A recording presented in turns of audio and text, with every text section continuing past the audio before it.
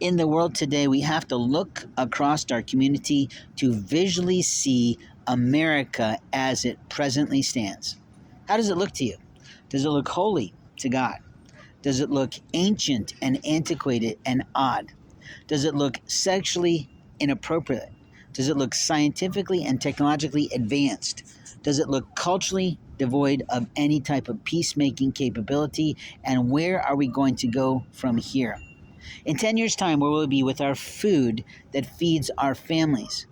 In 10 years' time, where will we be in the mood of what is and isn't considered culturally appropriate or propriety, meaning the types of behavior that is accepted and authorized in a way, enabled in a society? Today, as a person living in a impoverished minded community, and I say this because their business development sucks, their chamber is ineffective, and openly I see businesses crashing, especially because of COVID, but also because managers were lazy. They didn't understand that their job was to go out into society, to business network with other business people, to build their business practice so that they didn't lose their dishes, they didn't lose their restaurants, they didn't lose their small businesses. And openly, that comes through relationship development only. Now, it's true that we can use online profiles and online technology and online marketing and online sophisticated data oriented analog rhythms to produce more interest in what we're doing. But the truth can be told that we have people who know how to be sold and people who know what they're selling. And the reality is that a person can make one acquaintance and fund his whole life if he funds it at the right target level.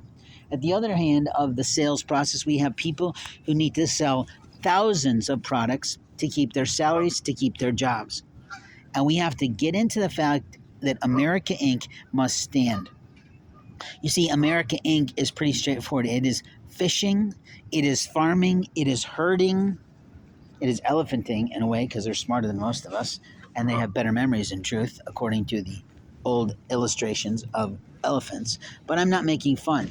I'm saying every species has a communication capability if it is considered a quasi sentient being or if it's considered an animal and on that species track. But let's get back to humans because I don't want to get too crazy and off track in what I'm talking about because that's sort of part of my show is to entertain you with different thoughts to make you run in different directions in your mind. But what I want to tell you in terms of time is that you don't have the right to predict God.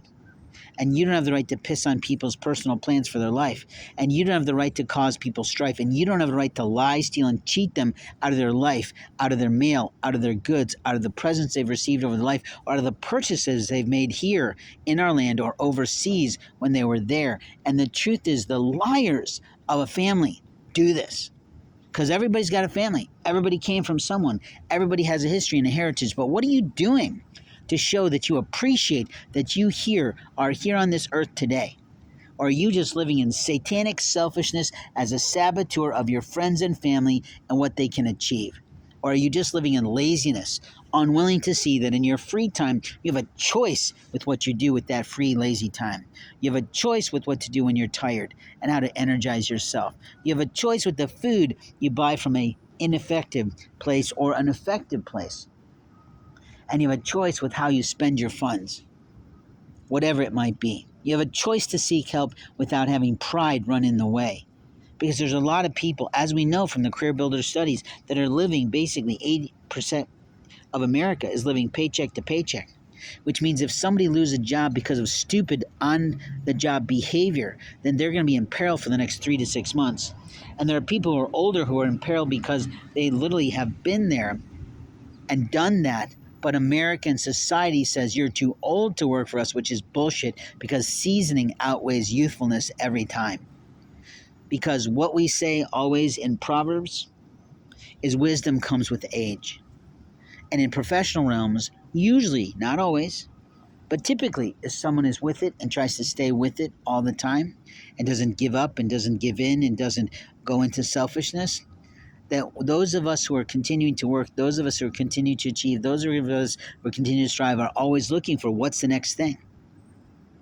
And as an early adopter, as someone who sees the future, as someone who gets new technologies before it gets into our hands, and someone who knows that corporations all across the world are actually producing things that won't hit the market for the next 5 to 10 years. They're producing it now. And if you didn't know that, then you don't have a fucking clue how American make works.